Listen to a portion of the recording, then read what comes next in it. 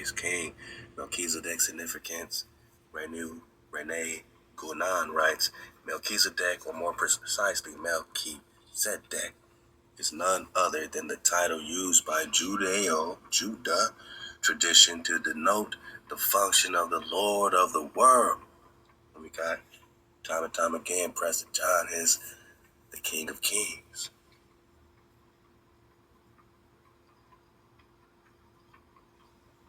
Melchizedek is thus both king and priest. His name means King of Justice, and he is also King of Salam, that is, of peace. So again, we find justice and peace, the fundamental attributes pertaining to the Lord of the world.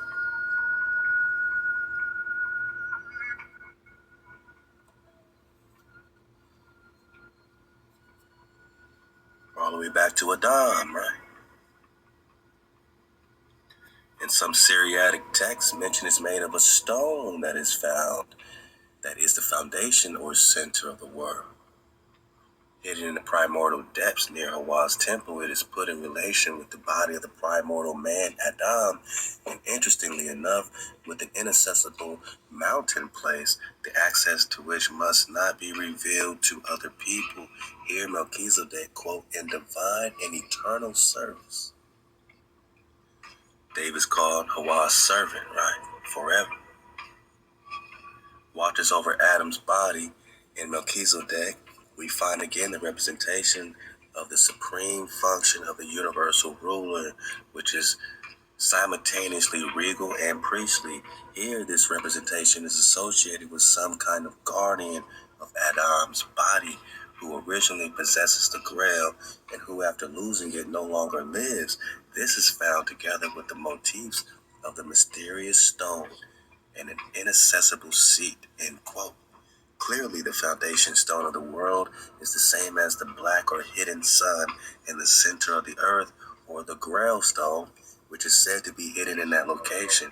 The Grail romances provide us with much insight into the King of the World concept. So they're kind of making a reference to this stone. Even this Kaaba stone situation, where you have this cube, right?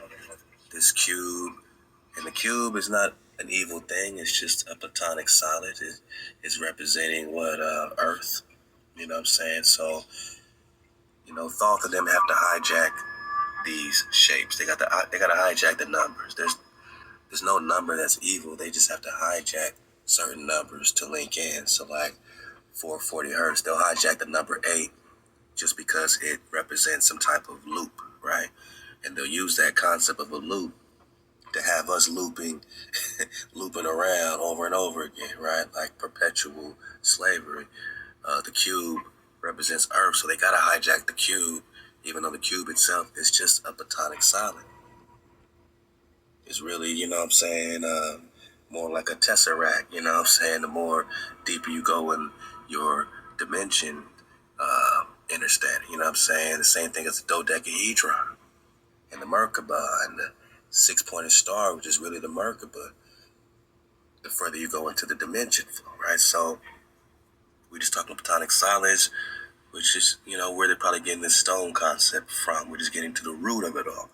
The Grail romances provide us with much insight into the King of the World concept. He is represented in the story by one of the supporting characters, Prester John, a king who is mentioned in passing as ruling over a spiritual domain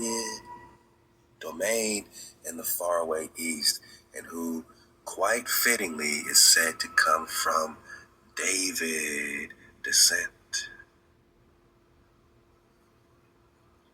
I don't have to go far to connect Prester John with King David.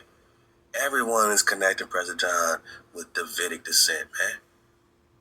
King David, which makes you look at the biblical Hebrew story with a dragonfly perspective.